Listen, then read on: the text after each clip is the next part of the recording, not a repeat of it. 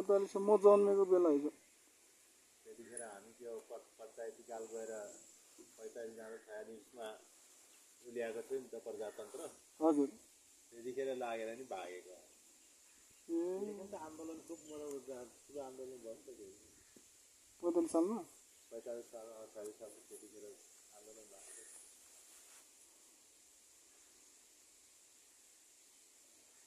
प्रजातन्त्र ल्याउने भनेर पञ्चायती हटाएर प्रजातन्त्र ल्याउने भनेको थियो नि त त्यही भएर त्यो आन्दोलन गरेको थियो कि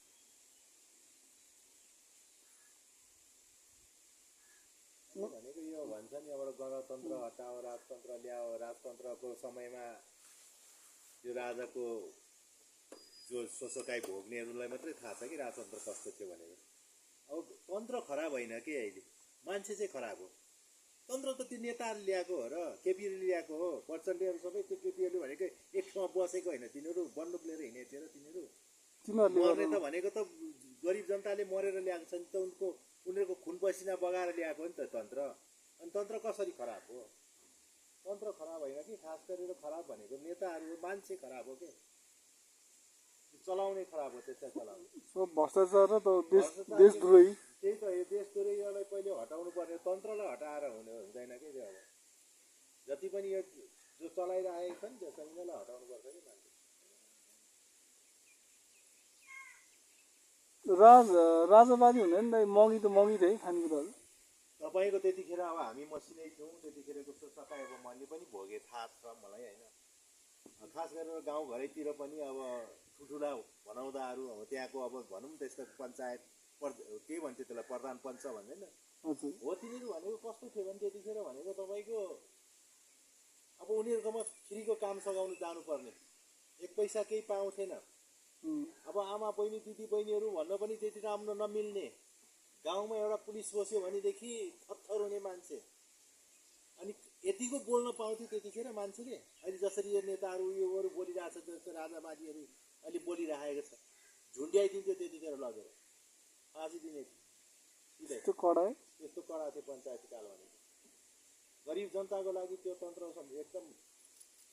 राम्रो होइन कि राजतन्त्र अहिले त जे होस्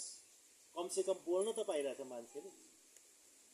सबैभन्दा ठुलो कुरो नेता हटाउनु पर्छ कि अब जति पनि यो बुढो खाडोहरू अहिले चोरिरहेको छ नि यो जति पनि अब कति मृगौला फेल भएर बस्ने कति के भएर बस्ने अब बुद्धिदेखि केही छैन कि तिनीहरूकोमा नयाँ पिँढी आउनु पर्यो नयाँ पिँढी आउनु पर्यो नयाँ पिँढी जस्तो आएको छ तिनीहरूलाई सहायता गर्नुपर्छ जस्तै बालेन भयो हर्क साम्पाङहरू भयो रविहरू जेलमा पसेको छ यिनीहरू जस्तो भए यिनीहरू आज देश विकसित हुन्छ यिनीहरू हो भने के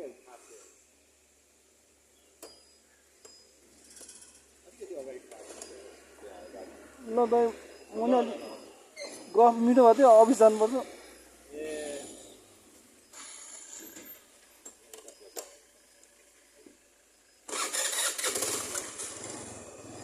दाइ यो चाइनाहरूले पनि पैसा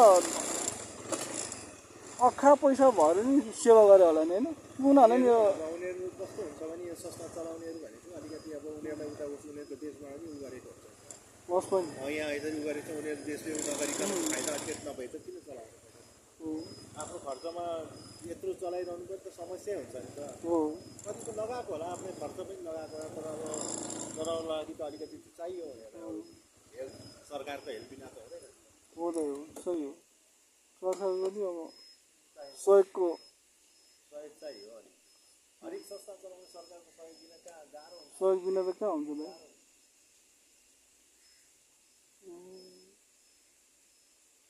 टाढाबाट ल्याउँदै बच्चाहरू यसले भनेको तपाईँको टाढै गर्छ नि त रसवाती जहाँ अब थाहा पाउँछन् होइन थाहा पाएपछि अनि यहाँ यस्तो छ भनेपछि ल्याएर चाहिँ उनीहरूले पढाउने हो यहाँ ल्याएर बुद्धिस्टमा नि अलि मतोली होला अलि हेर्छ होला होइन अलि जो पनि आउने मान्छे सबैलाई उ गर्छ बुद्ध धर्म मान्नु पर्यो बुद्ध धर्म यहाँ आएपछि त अपनाउनै पर्यो यहाँ पुगिसकेपछि तपाईँले के अरे त्यो गरिदिनु भन्नु त पाइएन यहाँ पढ्ने बच्चालाई त्यो कुरोहरू सबै सिकाइन्छ कि हाम्रो यो कपन गुम्बादेखि हाम्रो सैमुख गुम्बाहरू जस्तै के होइन सिकाइन्छ यहीँ तलतिर छ अर्को छोलिङ गुम्बा भन्ने यही ब्रान्च हो र दाइ यसको ब्रान्च यो होइन त्यो छोलिङको अर्कै हो ए त्यो रातो ड्रेस लगाउँछ कि हजुरदेखि घर चाहिँ कता पूर्व? मेरो धरान अहिले इटरी हो, ए अहिले तेलकुन हो। अहिले त हामी यही भक्तपुरेहरू हो नि त, नेवारहरू। तपाईँ नेवार हो? नेवार त ए यहीँको लोकल भक्तपुरे। भक्तपुर त्यहाँबाट उठेर गएको। ल दाइ हस्, खुसी लाग्यो, हस् धन्यवाद दाइ।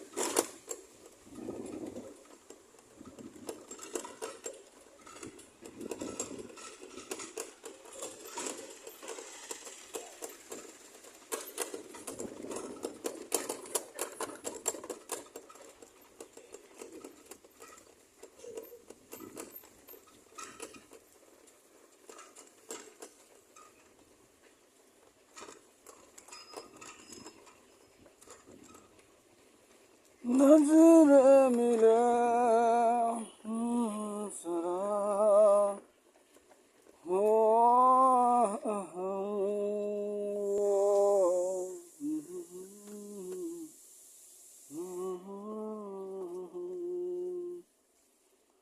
तुझे कितना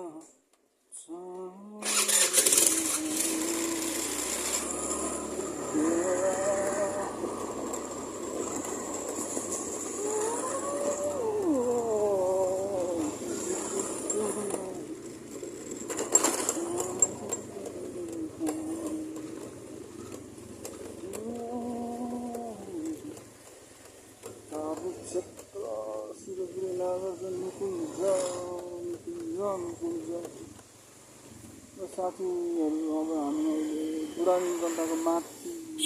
निकुञ्जतिर आएको छ। सो गाइस अगेन सुनजियाको न्यू ब्लगको साथ अल माई गुड फ्रेन्ड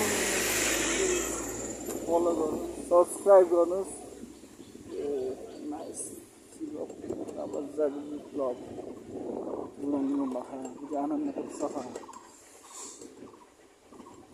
यो हो नि त हो। अब के भन्नु, अब आफ्नोतिर अब यस्तै मान्छेहरू बेरोजगार कामको सिलसिलामा गाउँबाट नै आउने, पाहाडबाट नै आउने, तराईबाट नै आउने, अनि धुवा धुलो त्यतिकै छ, सरसफाइ कम भएको छ।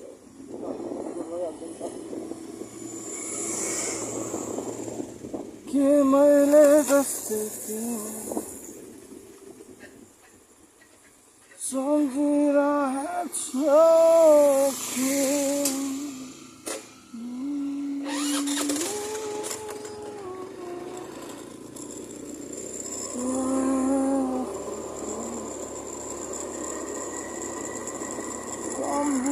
सम्झिरहेछौ